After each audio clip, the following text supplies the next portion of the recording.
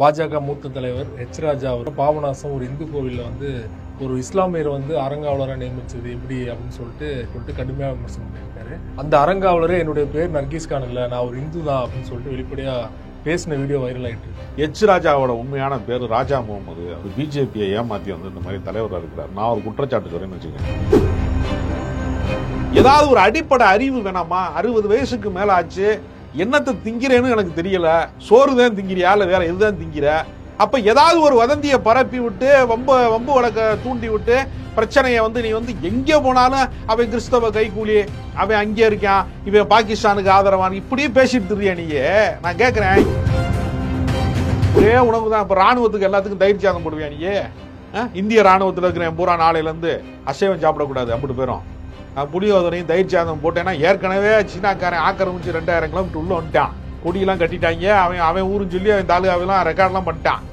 அதை கேட்க துப்பு இல்லாதவங்க தேசபக்தியை பத்தி நமக்கு வந்து பாடம் நடத்துவாங்க.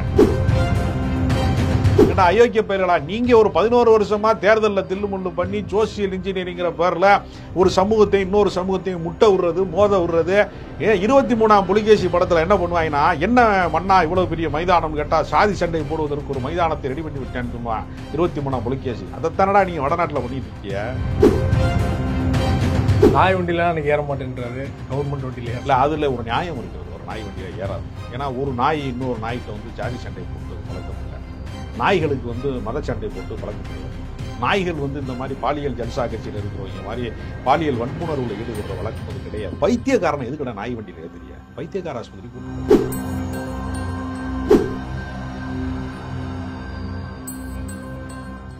அரசியல் களம் நேயர்களுக்கு வணக்கம். இன்றைக்கு நம்மோட நேர்காணலுக்காக அரசியல் விமர்சகர் ராஜகம்பீரன் அவர்கள் நம்மோடு இணைந்திருக்கிறார். அவரோடு பேசலாம். வணக்கம். வணக்கம். பாஜக மூத்த தலைவர் எச் ராஜா அவர்கள் வந்து தஞ்சாவூர் அருகே இருக்கிற பாபநாசம் ஒரு இந்து கோவிலில் வந்து ஒரு இஸ்லாமியர் வந்து அறங்காவலராக நியமிச்சது எப்படி அப்படின்னு சொல்லிட்டு இந்து விரோத ஆட்சி அப்படின்னு சொல்லிட்டு கடுமையாக விமர்சனம் பண்ணியிருக்காரு. அந்த அறங்காவலரே என்னுடைய பேர் நர்கீஸ் கான் இல்லை, நான் ஒரு இந்து தான் அப்படின்னு சொல்லிட்டு வெளிப்படையாக பேசின வீடியோ வைரல் ஆகிட்டு இருக்கு. உண்மையிலே என்ன நடந்தது? நர்கீஸ் கான் என்ற பெயர் அவருக்கு வைத்திருப்பது உண்மைதான். அந்த பெயர் வைத்திருப்பதனாலேயே அவர் வந்து இஸ்லாமியராக இருக்க வேண்டும் என்கிற அவசியம் கிடையாது. கவிஞர் கண்ணதாசன் அவர்கள் வந்து தன்னுடைய குழந்தைக்கு கமால் முஸ்தபா என்று ஒருத்தருக்கு பெயர் சூட்டினார். தன்னுடைய குழந்தைகளை ஒன்று கமால் முஸ்தபா என்று பெயர் சூட்டியதற்கு பின்பு, ஏன்னா அன்றைய காலகட்டத்தில் ஒரு புரட்சியாளரினுடைய பெயராக அது அந்த அரசியல் சார்ந்து அவர் இயங்கினதுனால அப்படி பேர் வச்சார். அப்புறம் பின்னால் வந்து நிறைய அவங்க தாலுகா ஆஃபீஸுக்கு போனப்ப இந்த மாதிரியான சர்டிஃபிகேட் வாங்குறப்ப பூராமே கண்ணதாசனின் மகன் கமால் முஸ்தபா அப்படிங்கிறது ஒரு வித்தியாசமா இருக்கு. எத்தனையோ பேர் வந்து ஒரே விதமான பெயர்கள் வந்து எல்லா சமூகங்கள்லையும் வைக்கக்கூடிய வாய்ப்பு இருக்கிறது. இஸ்லாமிய சமூகத்தில் பெண் குழந்தைகளுக்கு செல்வராணின்னு பேர் சூட்டுறாங்க. கவிஞர் மு மேத்தாவுடைய மனைவி பேர் மல்லிகா, அவர் பேர் முகமது மேத்தா, மனைவி பேர் மல்லிகா. அதனால மல்லிகான்னு பேர் வச்சிருக்கிறதுனால அவங்க வந்து இஸ்லாமியர் இல்லைன்னு அர்த்தம் கிடையாது.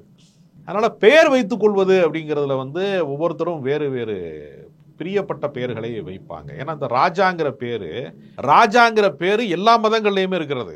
இயேசு ராஜான்னு பேர் வைப்பாங்க, ராஜா முகமதுன்னு பேர் வைப்பாங்க, ராஜா ராம்னு பேர் வைப்பாங்க. அப்ப ராமனுக்கும் முகமதுக்கும் எல்லாத்துக்குமே இயேசுவுக்கும் பொதுவான பேரா இருக்குது ராஜா. இப்ப நான் வந்து எச் ராஜாவோட உண்மையான பேர் ராஜா முகமது. அவர் பிஜேபியை ஏமாற்றி வந்து இந்த மாதிரி தலைவராக இருக்கிறார். நான் ஒரு குற்றச்சாட்டு சொல்றேன்னு வச்சுக்கேன், என்னைய பைத்தியக்காரனா நினைப்பாங்களா? நினைக்க மாட்டாங்களா? ஆனா இந்த கூச்ச நாச்சம் கொஞ்சம் கூட இல்லாம ஒரு விவரத்தை சரியானதா இல்லையா என்று தெரியாமலே ஒரு அறிக்கை வெளியிடுறதுனா உனக்கு வந்து ஒரு வெக்கமான இருக்குமா இருக்காதா? முதல்ல நான் கேட்கிறேன், உனக்கு வெக்கமான இருக்கா இல்லையா? நீ படிச்சவனா முட்டாளா? நீ சிஏ படிச்சிருக்கேன்னு சொல்ற, நீ சட்டமன்ற உறுப்பினரா வேற இருந்திருக்க. உன்னைய வந்து இந்த திமுகவில் வந்து கூட்டணியில உன்னையெல்லாம் ஒரு ஆளு, நீ ஒரு செல்லா காசு, நீ ஒரு பழைய செல்லாத நோட்டு, நீனு உன்னையும் கூட ஒரு முறை சட்டமன்றத்துக்கு திமுக அனுப்பியிருக்காங்க கூட்டணி வழியா. ஏதாவது ஒரு அடிப்படை அறிவு வேணாமா? 60 வயசுக்கு மேல ஆச்சு, என்னத்தை திங்கிறேன்னு எனக்கு தெரியல. சோறு தான் திங்கிறியா இல்ல வேற எதுதான் திங்கிற? அப்ப ஏதாவது ஒரு வதந்தியை பரப்பி விட்டு வம்பு வழக்க தூண்டி விட்டு பிரச்சனையை வந்து நீ வந்து எங்கே போனாலும் அவன் கிறிஸ்தவ கைக்கூலி, அவன் அங்கே இருக்கான், இவன் பாகிஸ்தானுக்கு ஆதரவான், இப்படியே பேசிட்டு இருக்கியா நீயே? நான் கேட்கிறேன், எவனாவது ஒரு இஸ்லாமியனை புடி நடு ரோட்ல நிப்பாட்டி பாகிஸ்தான் எந்த பக்கம் இருக்குன்னு கூகுள் மேப் பார்க்காம ஒரு பையில சொல்லு. அவனுக்கு எதுவுமே தெரியாது. அவன் சொந்த ஊருக்கே வழி தெரியாம ரொம்ப பேர் பஸ் ஸ்டாண்ட்ல தேடிக்கிட்டு இருக்காங்க. எங்க ஊர் பஸ் எங்கேயே போகும்னு கேட்கிறேன். அந்த ஊர் பேரை சொல்ல தெரியாதவங்க கூட அந்த நாட்டில் இருக்கான். இந்த மத பிரச்சனையை தூண்டி விடுறதுல இப்ப நான் என்ன கேட்கிறேன், ஒரு மிகப்பெரிய வெள்ள பேரிடர் சென்னைக்கு வந்துச்சு. அந்த வெள்ள பேரிடரில் வந்து காப்பாற்றுறதுக்கு வந்து பல இளைஞர்கள் முயற்சி பண்ணால் அதில் வந்து இஸ்லாமிய இளைஞர்கள் வந்து அதிகமான பேர் வேலை செஞ்சாங்க. ஒரு குழந்தையை காப்பாற்றின ஒரு ஒரு ஒரு நிறைமாத கர்ப்பிணியை வந்து ஆஸ்பத்திரியில் கொண்டு போய் சேர்த்தப்ப அந்த குழந்தைக்கு வந்து அவங்க யூனுஸ்னு பேர் வச்சாங்களா, வைக்கலையா? அவங்க இந்து தம்பதி தானே. அப்போ நன்றி உணர்ச்சி இருக்கிறவன் என்ன பண்ணா, அவரே சொல்கிறாரு, அந்த நர்கீஸ் கான் சொல்கிறாரு, என்னுடைய எங்கள் அம்மாவுக்கு பிரசவ நேரத்தில் ரொம்ப உயிருக்கு ஆபத்தான ஒரு சூழல் இருந்துச்சு, அந்த பிரசவத்தில் காப்பாற்றினவர் டாக்டர் பேர் வந்து நர்கீஸ் கான், அவர் பேரை எனக்கு சூட்டினாங்க, மற்றபடி சர்டிஃபிகேட்ல எல்லாம் நான் இந்துன்னு இருக்கிறது அதெல்லாம் தெரியாமலா வந்து கோவிலில் அறங்காவல்துறையில் போடுவாங்க? உன்னைய மாதிரி எல்லாருமே முட்டாள இருப்பாங்களா என்ன? தொடர்ந்து வதந்திகளை பரப்புவது, தொடர்ந்து பொய் பிரச்சாரங்களை செய்வது. நான் என்ன கேட்குறேன், இந்து சமய அறநிலையத்துறையின் சார்பாக ஆயிரக்கணக்கான கோவில்களுக்கு குடமுழுக்கு பண்ணியிருக்கிறாரு சேகர் பாபு. என்னைக்காவது பாஜக காரன் பாராட்டியிருக்கானா? ஏன் பாராட்ட மாட்டேங்கிறான்? எதுக்கு எடுத்தாலும் இது இந்து விரோத ஆட்சி, இது இந்து விரோத ஆட்சின்னா இந்துக்கெல்லாம் சேர்ந்து ஓட்டு போட்டு தானேப்பா திமுக ஜெயிச்சிருக்கு. வெறும் இஸ்லாமியர் ஓட்டு வச்சுக்கிட்டு வெற்றி பெற முடியுமா? ஒட்டுமொத்த தமிழ்நாட்டிலேயே இஸ்லாமியர்கள் வந்து ஒரு 50-55 லட்சம் பேர் தான் இருப்பான் மொத்தமே. ஸ்டாலினே சொல்லிட்டாரு, எங்க கட்சியில 90% இந்துக்கள் தான் சொல்லிட்டாரு. ஆமாங்க, அதுதானே யதார்த்தமா இருக்க முடியும்.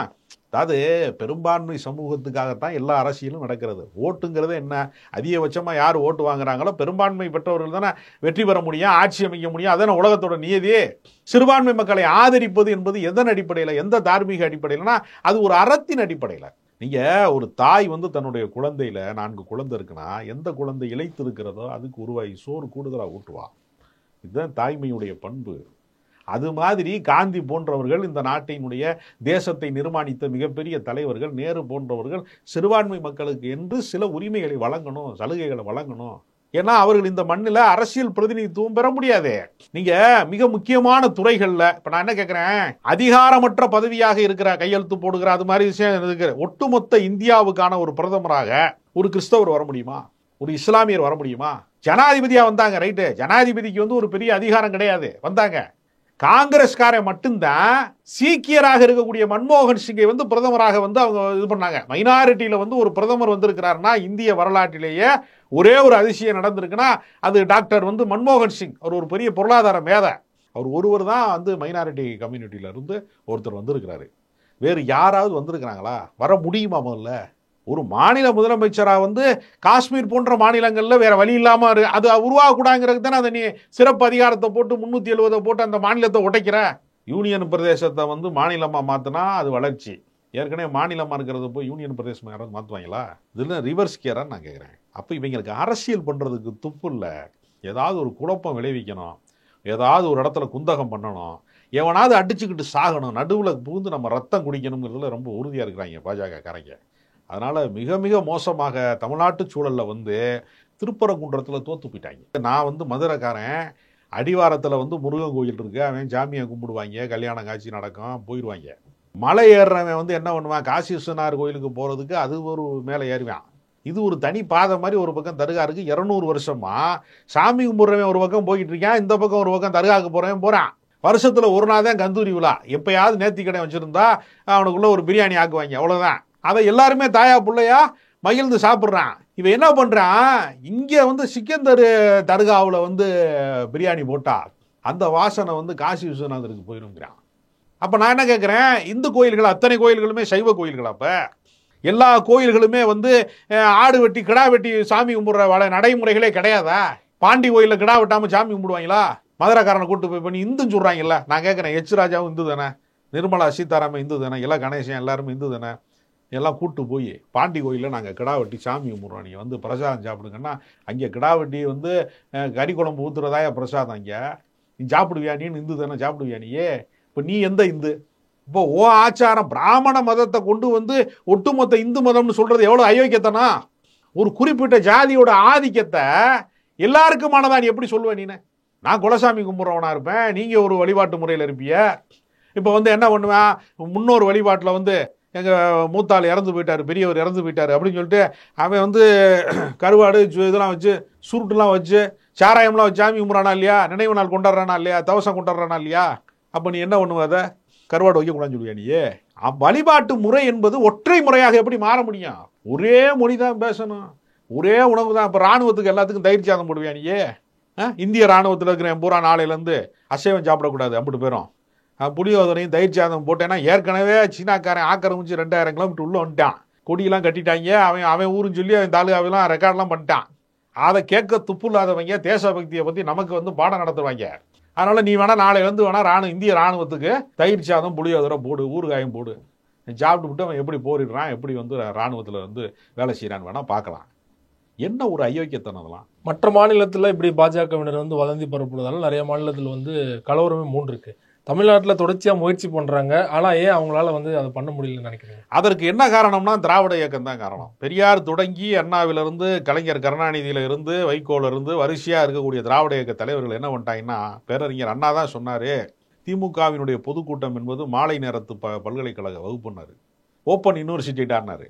சாயங்காலம் ஆயிடுச்சுன்னா என்ன பண்ணுவான்னா, இப்போ தான் தொலைக்காட்சிகள் வந்து 90களுக்கு பின்பு தான் தொலைக்காட்சிக்குள்ளே சிறைப்பிடிக்கப்பட்டிருக்கான் ஒருத்தனும். அதுக்கு முன்புனா நீங்கள் என்ன பண்ணுவான், சாயங்காலம் ஆயிடுச்சுன்னா என்ன பண்ணுவான், பகல் முழுக்க அவனுடைய விவசாயத்தையோ வியாபாரத்தையோ தொழிலையோ பார்ப்பான். சாயங்காலம் ஆயிடுச்சுன்னா அவனுக்கு பொழுதுபோக்குக்கு 6 மணிக்கு மேலே ஒன்றும் கிடையாது.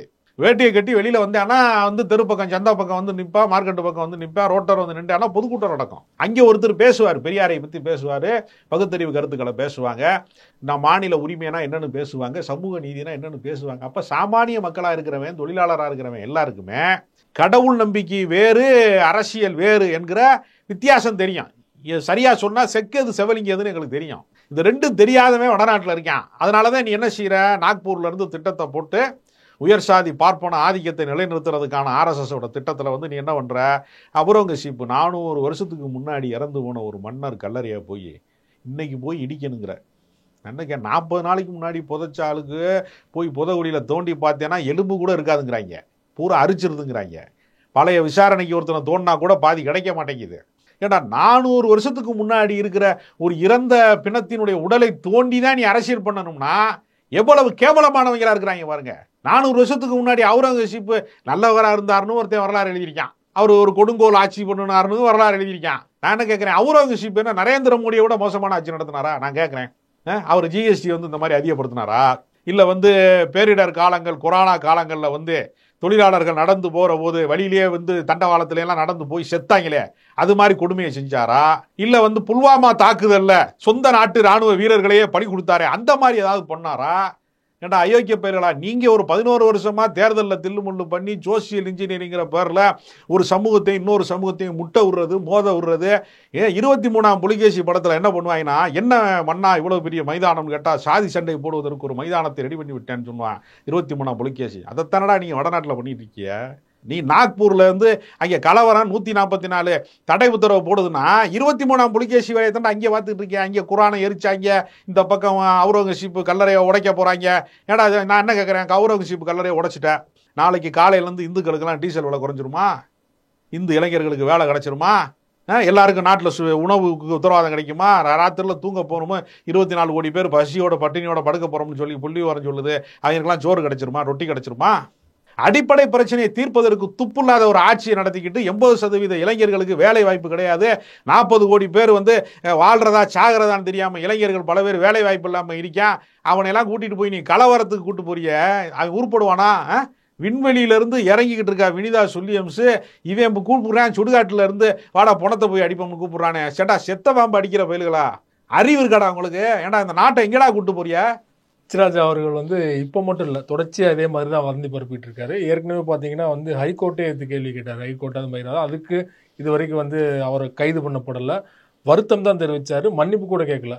ஆனால் இப்போ ஏன் அந்த அரசு வந்து தொடர்ச்சியாக இப்படி அவதூறு பரப்புற மீது வந்து ஏன் நடவடிக்கை எடுக்க மறுக்கிறாங்க? தொடர்ச்சியாக பல யூடியூபர்ஸ் வந்து அவதூறு பரப்புனா அவங்களாம் பிடிச்சி உள்ளே போடுறாங்க இல்லையா, இவர் மேலே ஏன் ஸ்ட்ராங்கான நடவடிக்கை எடுக்க மாட்டாங்க? அதாவது தான் எப்படியாவது கைது செய்யப்பட வேண்டும் என்று அவர்கள் விரும்புகிறார்கள். அதை செஞ்சிட்டோம்னா, இப்போ எச்ராஜா வந்து இப்போ வதந்தி பரப்புனாரு, அவதூறு பரப்புனாருன்னு தமிழ்நாடு அரசு கைது செஞ்சிருச்சுன்னா அதை பயன்படுத்திக்கிட்டு தமிழ்நாடு முழுக்க வந்து சங்கிகள் மொத்தமே சில 1000 பேர் தான் இருக்கான். அவன் ஏதோ லட்சக்கணக்கான பேர் இருக்கிறது மாதிரி மீடியாவில் ஃபோக்கஸ் பண்ணுவாங்க. ஏற்கனவே போன நாடாளுமன்ற தேர்தலையே தமிழ்நாட்டில் 38 தொகுதி நாங்கள் ஜெயிச்சிருவோம்னு கூச்ச நாச்சம் இல்லாமல் போய் சொன்ன பயிலுகவங்க. அதனால் என்ன பண்ணுவாங்கன்னா, அரெஸ்ட் பண்ணால் அதை வைத்து கொண்டு அவர்கள் அரசியல் செய்வார்கள். அந்த காரணத்தினால தமிழ்நாடு அரசு சட்டப்பூர்வமாக நடவடிக்கை எடுக்கும். அதிரடி கைது என்பது அவர்கள் கட்சி வளர்ச்சிக்கு உதவி செய்தது மாதிரி இருக்கும். அதை தமிழ்நாடு அரசு செய்யாது. ஆனால் இவர் விளக்கம் கொடுத்துட்டார். ஒருவேளை வந்து விளக்கம் கொடுக்கலன்னா திருப்பரம்ன்ற மாதிரி இதுக்கும் ஏதாவது ஒரு அவதூறு பரப்பி வாட்ஸ்அப் குரூப்லாம் அனுப்பி பெரிய அளவில் கூட்டத்தை கூட்டிட்டாங்க, என்ன பண்ண முடியும்? தமிழ்நாட்டு அரசியலை பொறுத்தவரையில் எச்ராஜாவே ஒரு காமெடியன் லிஸ்ட்டில் தான் வச்சுருக்காங்க. எஸ்.வி. சேகர் தான் காமெடியன்னு நீங்கள் நினைக்கக்கூடாது. எச்ராஜாவும் ஒரு காமெடியன் தான், அதனால் காமெடியனுடைய அரசியலை ரசிப்பார்களே தவிர ஒரு நாளும் பாஜகவிற்கு தமிழ்நாட்டிலே தாமரை ஒரு நாளும் மலராது. நாய் வண்டியிலாம் எனக்கு ஏற மாட்டேன்றாரு, கவர்மெண்ட் வண்டியில இல்லை, அதில் ஒரு நியாயம் இருக்கிறது. ஒரு நாய் வண்டியில் ஏறாது. ஏன்னா ஒரு நாய் இன்னொரு நாய்கிட்ட வந்து ஜாதி சண்டை போட்டது பழக்கம் இல்லை. நாய்களுக்கு வந்து மத சண்டை போட்டு பழக்கம் கிடையாது. நாய்கள் வந்து இந்த மாதிரி பாலியல் ஜல்சா கட்சியில் இருக்கிறவங்க மாதிரி பாலியல் வன்புணர்வில் ஈடுபடுற வழக்கம் அது கிடையாது. அதனால வீட்டு நாயாக இருந்தால் கொஞ்சிறாங்க, வெறி நாயாக இருந்தால் விரட்டி விட்டுருவாங்க. அதனால வெறிநாயாக இருக்கக்கூடிய மதவெறியை ஊட்டக்கூடிய வெறிநாய்களாக இருக்கக்கூடியவர்கள் நாய் வண்டியில் ஏற மாட்டேன் அப்படின்னு சொல்றது மூலமாக ஒரு பைத்தியக்காரனை எதுக்கடா நாய் வண்டியில் ஏற்றுறிய, பைத்தியக்கார ஆஸ்பத்திரி கூட்டு போங்க. ஏற்கனவே நீதிமன்றம் சொல்லி இருக்கிறது, அவர் மனப்பிறழ்வு கொண்டவராக இருக்கிறார், அவரை உடனே நீங்கள் ஆஸ்பத்திரி கூட்டு போங்கன்னு. அதனால் மனநோயாளிகளுக்கு தமிழ்நாட்டு அரசியலில் இடமில்லை. பாஜகவில் இருக்கக்கூடிய ஒரு மிக முக்கியமான மனநோயாளி எச் ராஜா. எச் ராஜா தொடர்பாக பல்வேறு விஷயங்கள் எங்களோட பகிர்ந்து கொண்டீங்க. மிக்க நன்றி.